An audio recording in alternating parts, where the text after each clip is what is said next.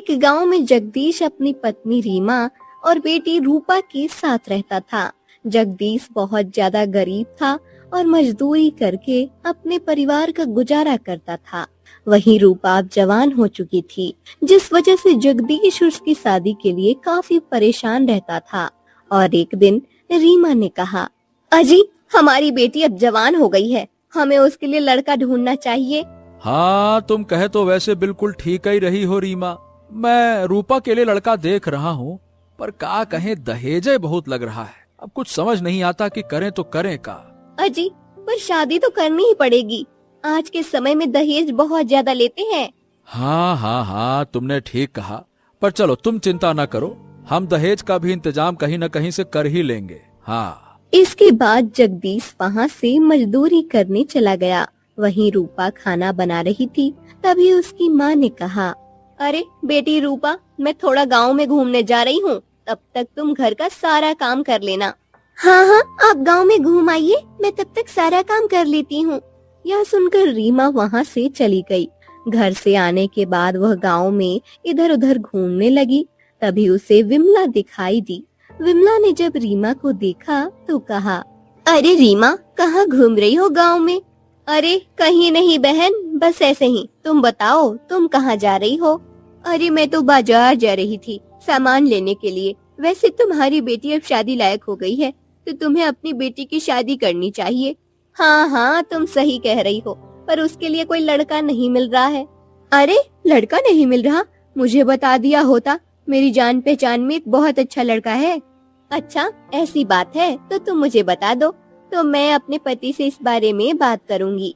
इसके बाद विमला ने रीमा को लड़के के बारे में बताया, जिसे सुनकर रीमा काफी खुश हुई, क्योंकि इकलौता लड़का था। इसके बाद वह घर लौट आई।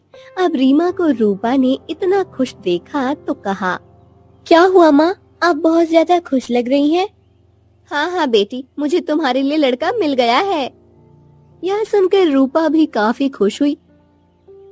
शाम को जब जगदीश घर लौट कर आया तो रीमा ने उसे सारी बात बताई, जिस पर जगदीश ने कहा, अरे वाह, अगर ऐसी बात है तो तुम रिश्ता पक्का कर दो।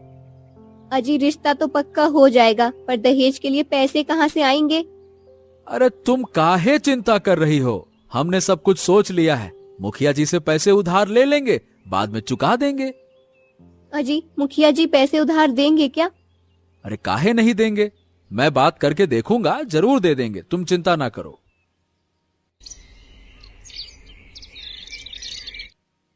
इसके बाद रीमा ने विमला से शादी की बात की और फिर रिश्ता पक्का हो गया। अब जगदीश के घर शादियों की तैयारी चल रही थी और जगदीश ने रीमा से कहा, सुनो रीमा, मुखिया जी के घर जा रहा हूँ। हाँ हाँ आप जाइए। इसके बाद जगदीश मुखिया के घर आ गया। मुखिया ने जब जगदीश को देखा तो कहा, ओह जगदीश, और भाई क्या हुआ तुम्हारी शादी का? न्योता देने आए हो क्या? अभी कहाँ न्योता दे पाऊंगा मुखिया जी, अभी तो तैयारी शुरू हुई है। मुखिया जी, मुझे कुछ मदद चाहिए थी। अरे हाँ हाँ बताओ, कैसी मदद चाहिए? मुखिया जी, मुझे ना दहेज के लिए थोड़ा पैसे आपसे उधार में चाहिए थे, मैं आपके सारे पैसे बाद में दे दूंगा। अच्छा बताओ बताओ, कितने पैसे चाहिए बताओ। यही कोई 2-3 लाख रुपए चाहिए। हैं? अरे ये तो बहुत ज्यादा है। देखो भाई, इतने रुपए मैं तुम्हें बिना किसी जमानत के नहीं दे सकता, तुम्हें कुछ ना कुछ मेरे पास गिरवी रखना पड़ेगा। हाँ मुखिया जी, आपको तो पता ही है, हमारे पास कुछ भी नहीं है, सिर्फ मेरे घर के सिवा। हाँ तो ऐसा करो कि अपना घर गिरवी रख दो, जब पैसे दे देना तो मैं तुम्हें घर वापस दे दूंगा। मुझे भी चिंता नहीं रहेगी और तुम भी पैसे चुका ही दोगे, तो फिर क्या समस्या है? यह सुनकर जगदीश थोड़ा परेशान हुआ, पर उसके पास कोई दूसरा रास्ता भी नहीं था, क्योंकि पूरे गांव में सिर्फ मुखिया ही थे जो उसे पैसे दे सकते थे। और उसने मुखिया से कहा, ठीक है मुखिया जी, आप मुझे पैसे दे दीजिए, मैं अपना घर गिरवी रख देता हूँ। अरे ये हुई ना बात, अब मैं तुम्हें आराम से पैसे दे दूंगा, तुम आराम से 1 साल में चुका देना, ठीक है? हाँ हाँ ठीक है मुखिया जी। इसके बाद मुखिया ने जगदीश को पैसे दे दिए और फिर वो वहाँ से चला गया। घर आने पर उसने रीमा को पैसे दिए और कहा, रीमा इसे संभाल के रखो, अब हमारी बिटिया रानी की शादी धूमधाम से होगी। हाँ हाँ आप बिल्कुल ठीक कह रहे हैं। अब हमारी बेटी की शादी धूमधाम से हो पाएगी। हमारी बेटी कितनी जल्दी बड़ी हो गई। सही कहा। देखते ही देखते इतनी सी रूपा इतनी हो गई, शादी के लायक हो गई। और देखो कुछ दिनों बाद वो हमें छोड़कर भी चली जाएगी। आप ऐसा क्यों कह रहे हैं? लड़कियां तो पराई ही होती हैं। हाँ, पर मैंने कभी भी उसे लड़कों से कम नहीं समझा। वो हमेशा मेरे लिए मेरी जान से प्यारी रहेगी। यह सुनकर रीमा की भी आंखें भर आई। इसके बाद जगदीश ने अपनी बेटी रूपा की शादी खूब धूमधाम से की। रूपा की शादी होने के बाद अब वो लोग आराम से रहने लगे। और एक दिन रीमा ने कहा, अजी हमारी बेटी की शादी बहुत अच्छे घर में हो गई है। हाँ हाँ हाँ तुमने बिल्कुल ठीक कहा। अब ये सब तो भगवान की मेहरबानी है। अब बस कोई ऐसा काम मिल जाए जिससे मैं मुखिया जी के पैसे लौटा सकूं। अजी पैसे तो बहुत ज्यादा है, आप 3 लाख रुपए कहाँ से लाएंगे? ओहो, तुम बहुत ही ज्यादा चिंता करती हो। अगर काम करूंगा तो सब कुछ ठीक हो जाएगा। हाँ चिंता ना करो। धीरे धीरे समय गुजर रहा था। समय के साथ 1 साल कब हो गई पता ही नहीं लगा। और एक दिन मुखिया जगदीश से पैसे मांगने आया। ए जगदीश, अरे जगदीश, अरे जगदीश भाई घर पर हो कि या कहीं चले गए? ए जगदीश। हाँ हाँ मुखिया जी, नमस्ते नमस्ते, घर पर ही हूँ। बताइए कैसे आना हुआ? अरे कैसे क्या आना हुआ, लड्डू पेड़ा खाने थोड़ी आया हूँ। 1 साल हो गए हैं, मेरे पैसे कब दोगे? अब तो मेरे पैसे दे दो। अब मुखिया जी माफ कीजिएगा, लेकिन पैसों का इंतजाम हो नहीं पाया। आप मुझे बस कुछ दिनों का समय दे दीजिए, मैं जल्द से जल्द कर दूंगा। अरे नहीं नहीं नहीं नहीं नहीं, अब भैया मैंने तुमसे पहले ही कहा था कि मुझे पैसे चाहिए तो समय पर चाहिए, क्योंकि मुझे दूसरे लोगों का भी देखना पड़ता है। हाँ हाँ मुझे पता है मुखिया जी, पर सही बता रहा हूँ, अभी मेरे पास पैसे नहीं है, नहीं तो मैं आपको दे देता। हाँ तो ठीक है, मैं तुम्हें 1 महीने का समय देता हूँ। तुम्हें 1 महीने में इंतजाम करना होगा और इस बार कर ही लेना। हाँ। यह सुनकर जगदीश काफी परेशान हुआ और इसके बाद मुखिया वहाँ से चला गया। मुखिया के जाने के बाद रीमा ने कहा, अजी अब हम लोग क्या करेंगे? 1 महीना तो बहुत कम होता है। हाँ तुम सही कह रही हो भाग्यवान। अरे ये 1 महीना तो इतना सारा पैसा इंतजाम करने के लिए बहुत ही कम होता है। क्या करूं क्या करूं? वही समय के साथ अब जगदीश की तबीयत काफी ज्यादा खराब होने लगी, क्योंकि वह काफी ज्यादा परेशान रहता था। अजी आप इतने परेशान क्यों हो रहे हैं? देखिए ना, आपकी तबीयत भी खराब हो गई। अरे तो क्या करूं, कुछ समझ ही नहीं आ रहा है। इतने सारे पैसे कहाँ से लेकर आऊं?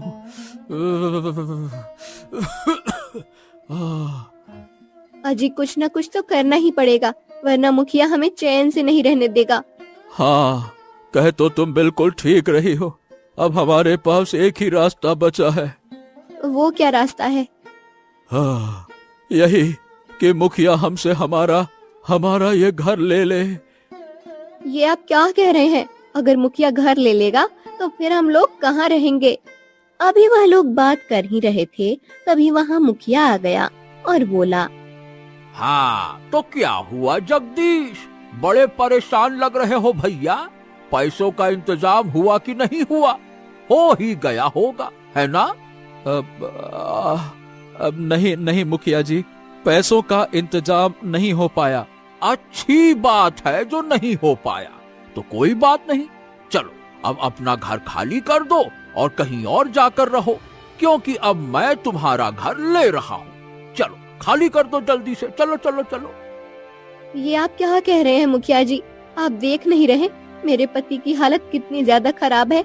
अगर आप हमारा घर ले लेंगे तो फिर हम लोग कहाँ रहेंगे? अब ये तुम्हारी समस्या है कि तुम कहाँ रहोगे। मैंने किसी का ठेका नहीं ले रखा है। मैं सिर्फ पैसा देता हूँ और पैसे लेता हूँ। मुझे कुछ नहीं पता, समझे? बात करते हो। अरे देख क्या रहे हो, चलो निकलो यहाँ से, निकलो इस घर से, चलो।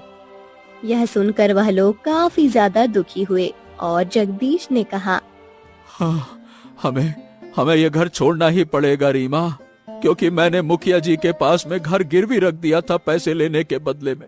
चलो चलो चलो।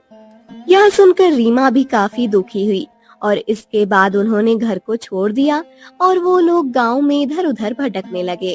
उन्हें इस तरह देखकर गांव वाले भी काफी हैरान थे। तभी उन्हें गांव का सुरेश मिला और बोला, ए भैया, जब तुम्हारे पास पैसे नहीं थे तो अपनी बिटिया रानी की शादी इतने अच्छे घर में काहे कर दी? किसी गरीब के घर में कर देते तो वो दहेज भी ना मांगता।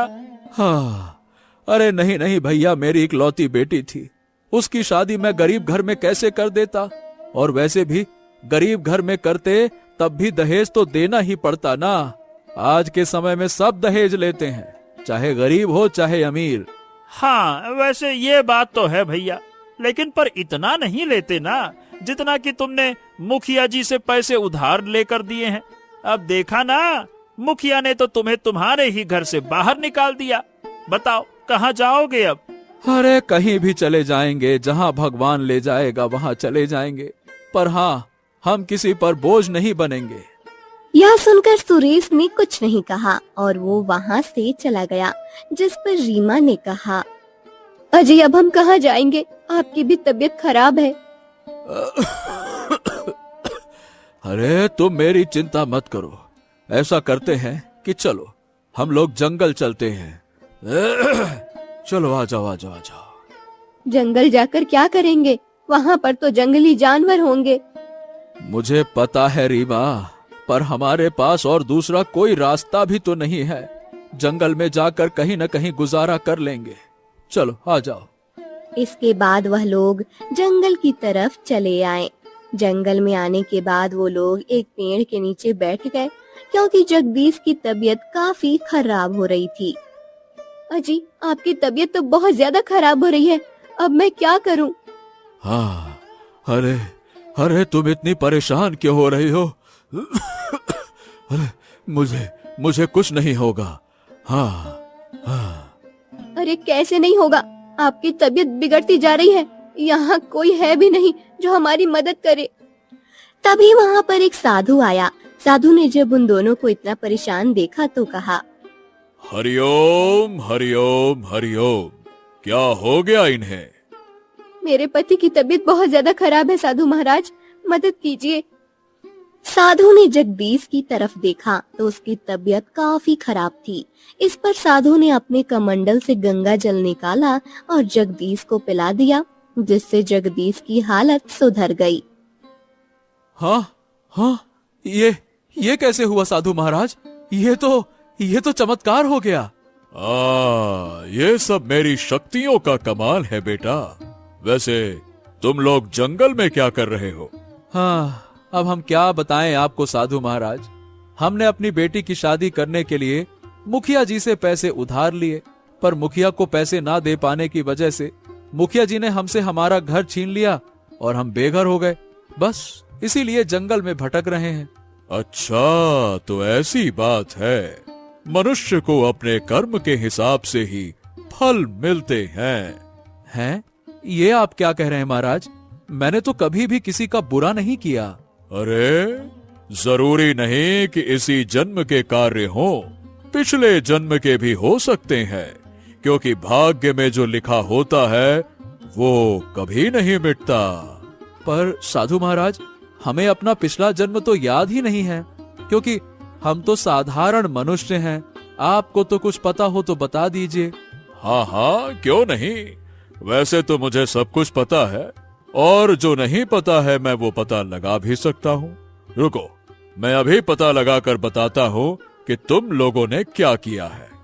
यह कहकर साधु उसी पेड़ के नीचे बैठ गया और ध्यान मग्न हो गया। कुछ देर बाद उसने आंखें खोली और कहा, ओम।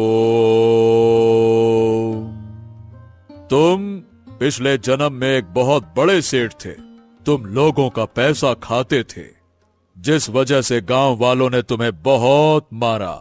पर तुमने अपनी सारी संपत्ति को बचाने के लिए एक पीपल के पेड़ के नीचे उसे गाड़ दिया, जो कि अभी भी बनी हुई है।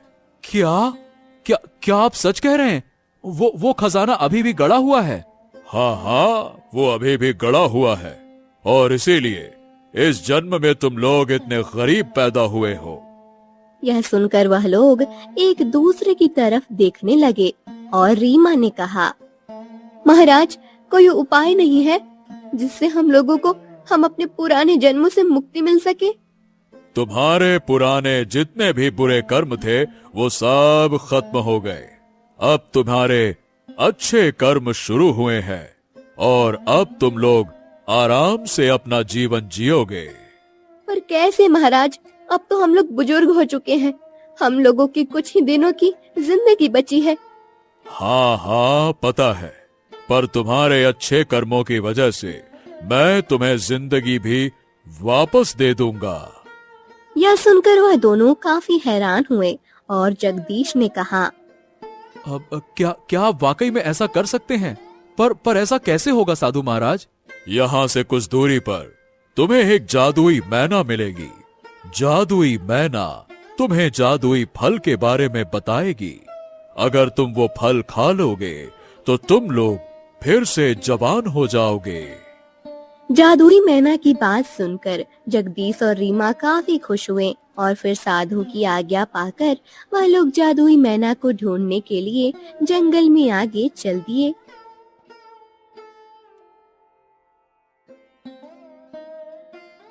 अजी, हमें वो जादुई मैना कहाँ मिलेगी? अब पता नहीं रीमा। साधु महाराज ने ये कहा है कि हमारा हृदय सच्चा है, हमें वो जादुई मैना कहीं न कहीं मिल ही जाएगी। बस हमें अपनी नजरें तेज रखनी है, ध्यान से देखते चलना है ना। इसके बाद वह लोग जंगल में आगे बढ़ते जा रहे थे। काफी दूर आने पर एक पेड़ पर उन्हें एक पंछी दिखाई दिया। उसे देखकर जगदीश ने कहा, ए रीमा, लगता है कि यही वो मैना है जिसके बारे में साधु महाराज बता रहे थे। देखो। रीमा ने जब उस तरफ देखा तो वहाँ पर मैना बैठी हुई थी। मैना को देखकर रीमा ने कहा, हाँ, आप सही कह रहे हैं, हमें उसी के पास जाना चाहिए। यह कहकर वह लोग उस मैना के पास गए, पर मैना गायब हो गई, जिसे देखकर वह लोग काफी हैरान हुए। अरे, ये मैना कहाँ चली गई? अभी तो यहीं पर बैठी थी। ये मैना गायब क्यों हो गई? हो, मुझे नहीं पता कहाँ गायब हो गई। चलो, हमें फिर से उसे ढूंढना होगा। तभी उन्हें दूसरे पेड़ पर मैना दिखाई दी और वो लोग वहाँ गए और बोले, अरे रुकिए, आप गायब क्यों हो गई थी? तुम लोग यहाँ क्या कर रहे हो और मुझे क्यों ढूंढ रहे हो? क्योंकि मुझे यहाँ साधु महाराज ने भेजा है। क्या साधु महाराज ने? ठीक है, अगर तुम्हें साधु महाराज ने भेजा है तो ये बताओ, साधु महाराज के गले में कितनी माला थी? यह सुनकर वह दोनों सोच में पड़ गए और फिर जगदीश ने कहा, जहाँ तक हमको याद है, साधु महाराज ने सिर्फ एक ही माला पहनी हुई थी।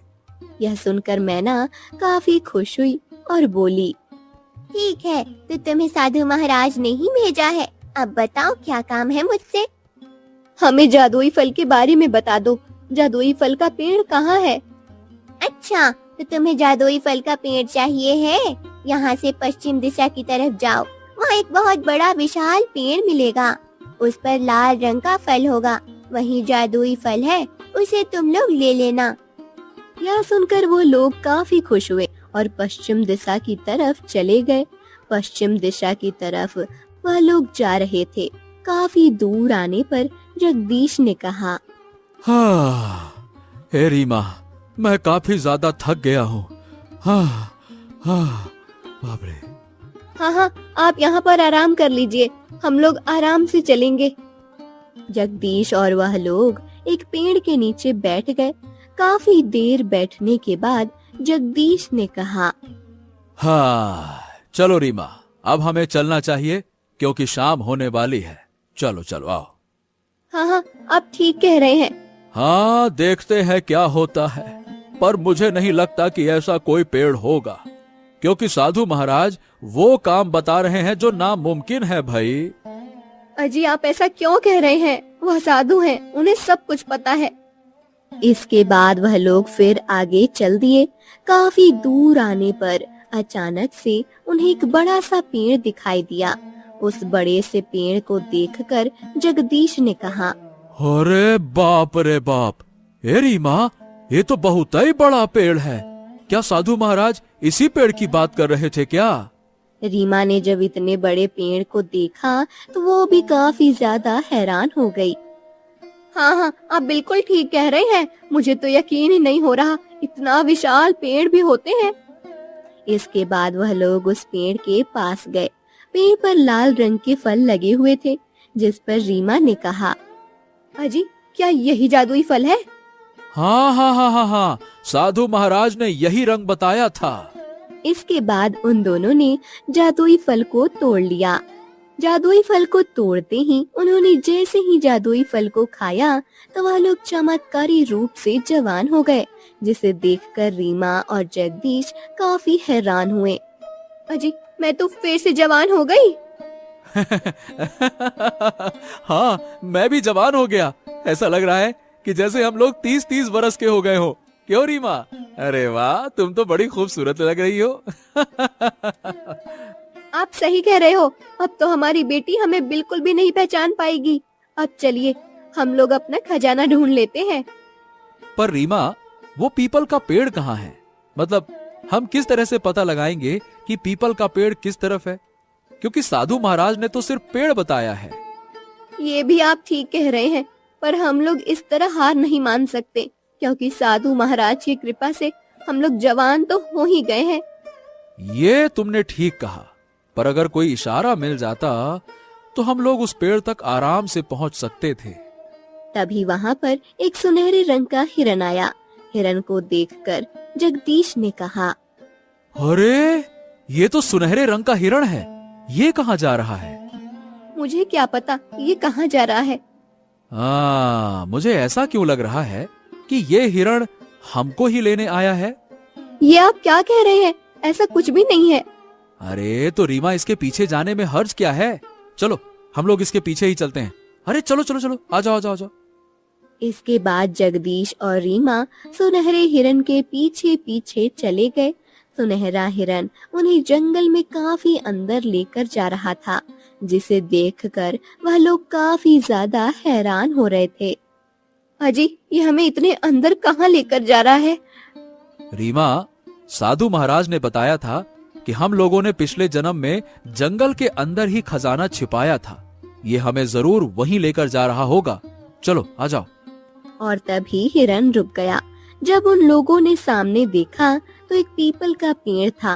पीपल के पेड़ को देखकर जगदीश ने कहा, लगता है यही वो पेड़ है जिसके बारे में साधु महाराज बता रहे थे।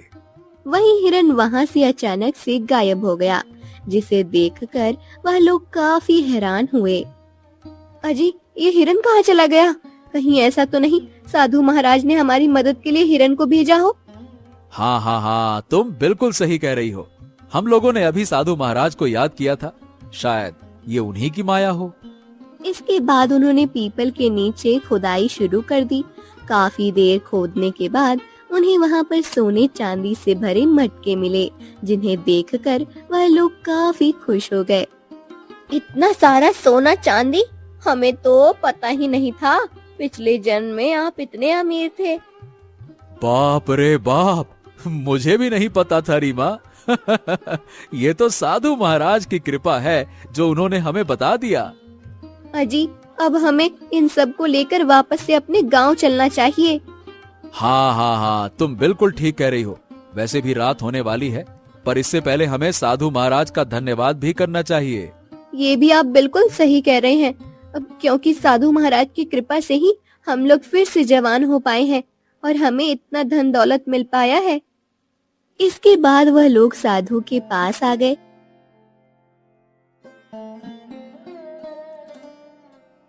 साधु ने जब उन दोनों को देखा तो हैरानी से कहा, अरे तुम दोनों कौन हो?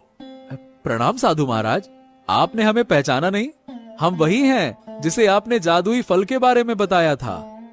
यह सुनकर साधु काफी खुश हुआ और बोला, ओ अरे हाँ, तुम्हें लगता है कि जादुई फल मिल गया है। हाँ साधु महाराज, हमें मैना ने जादुई फल के बारे में बता दिया था और आपकी कृपा से देखिए हम फिर से जवान हो गए और वहीं हमें हमारा सारा धन भी मिल गया। यह सुनकर साधु काफी खुश हुआ और बोला, अरे वाह, ये तो बहुत अच्छी बात है। अब तुम लोग अपना जीवन आराम से गुजारो, जाओ। इसके बाद वह लोग साधु की आज्ञा पाकर गांव में वापस आ गए, जहां पर उनकी बेटी रूपा आई हुई थी और वो मुखिया से कह रही थी, आपने मेरे पिताजी से मेरा घर क्यों ले लिया? आपको पता है ना मेरे पिताजी ने कितनी मेहनत से ये घर बनवाया था। हाँ हाँ हाँ, मुझे पता है, तो मैं क्या करूं? उसने मेरे पैसे नहीं दिए इसीलिए घर ले लिया। यह सुनकर रूपा काफी ज्यादा दुखी हुई और बोली, हे भगवान, मुझे नहीं पता था मेरे माता पिता मेरी शादी करने के लिए इतना दुख उठा रहे हैं। अगर मुझे पता होता तो मैं कभी भी शादी नहीं करती। अच्छा, तो क्या जगदीश ने तुझे बताया नहीं था क्या? नहीं नहीं, उन्होंने मुझे कुछ नहीं बताया था। पता नहीं वो लोग कहाँ पर होंगे। वही मेरे पिताजी तो अभी बीमार भी थे। यह कहकर रूपा जोर से रोने लगी। तभी वहाँ पर जगदीश और रीमा आ गए। उन्होंने जब अपनी बेटी को देखा तो काफी खुश हुए। इस पर रीमा ने कहा, अरे बेटी, तुम क्यों रो रही हो? वहीं जब रूपा ने उन दोनों को देखा तो वो थोड़ी हैरान हुई और बोली, आप लोग कौन हैं और आप मुझे बेटी क्यों कह रही हैं? अरे बेटी, मैं तेरी माँ रीमा हूँ। यह सुनकर रूपा और मुखिया काफी ज्यादा हैरान हुए, क्योंकि रीमा और जगदीश बूढ़े थे, फिर ये को जवान कैसे हो गए? और रूपा ने कहा, अरे पर तुम लोग तो जवान हो, मेरे माता पिता तो बूढ़े थे, ये कैसे हो सकता है? अरे बेटी, हम ही तुम्हारे माता पिता हैं। ये सब साधु महाराज की कृपा से हुआ है। हैं? क्या साधु महाराज की कृपा से? हम कुछ समझे नहीं जगदीश, ये तुम क्या कह रहे हो? इसके बाद जगदीश ने उन्हें सारी बात बताई, जिसे सुनकर मुखिया और रूपा काफी ज्यादा हैरान हो गए। क्या आप सच कह रहे हैं पिताजी? मुझे तो यकीन ही नहीं हो रहा, आप फिर से जवान हो गए। और बस इसी के साथ अब हम लोग अमीर हो गए हैं। हाँ मुखिया जी, ये लीजिए आपके पैसे, चलिए अब हमारा घर खाली करिए। यह कहकर जगदीश ने मुखिया को पैसे दे दिए। पैसों को देखकर मुखिया ने कहा, ठीक है, तुमने मुझे पैसे दे दिए हैं, अब तुम अपना घर ले लो। हाँ हाँ। यह सुनकर जगदीश और रीमा काफी खुश हुए और रीमा ने कहा, अजी अब हमें हमारा घर वापस मिल गया है। हाँ हाँ, तुम बिल्कुल सही कह रही हो। चलो रूपा, हम लोग अपने घर के अंदर चलते हैं। आओ बेटा, आ जाओ आ जाओ। इसके बाद वह लोग घर के अंदर आ गए। घर के अंदर आने पर जगदीश ने रूपा से कहा, बेटी, हमें तुम्हें कुछ बताना है। हाँ हाँ पिताजी, बताइए। बेटा, हम तुम्हें जादुई फल के बारे में बता रहे हैं। तुम कभी भी इसका जिक्र किसी से भी मत करना, क्योंकि फिर लोग इसका दुरुपयोग करेंगे। ठीक है पिताजी, हम इसका जिक्र किसी से भी नहीं करेंगे। इसके बाद जगदीश ने रूपा को जादुई पेड़ के बारे में बताया और कहा, अगर तुम्हें कभी भी जरूरत पड़े तो तुम वहां जा सकती हो, और हमारे मरने के बाद सिर्फ और सिर्फ तुम्हें ही इस रहस्य के बारे में पता होगा। आप चिंता मत कीजिए पिताजी, मैं इस बारे में किसी को भी नहीं बताऊंगी। अच्छी बात है, पर एक बात और ध्यान रखना, भाग्य से बड़ा कुछ नहीं होता। हमारे भाग्य में जो होता है हमें वो मिलकर ही रहता है, इसीलिए हमेशा अपने भाग्य पर भरोसा करना, है ना बेटा? यह सुनकर रूपा काफी ज्यादा खुश हुई और फिर जब रूपा अपने ससुराल गई तो जगदीश और रीमा ने उसे बहुत सारा धन देकर विदा किया, जिससे रूपा काफी ज्यादा खुश थी। वहीं अब वो लोग अपना जीवन आराम से गुजार रहे थे, क्योंकि अब वह लोग भी गांव में मुखिया जितने ही अमीर हो गए थे और आराम से रह रहे थे।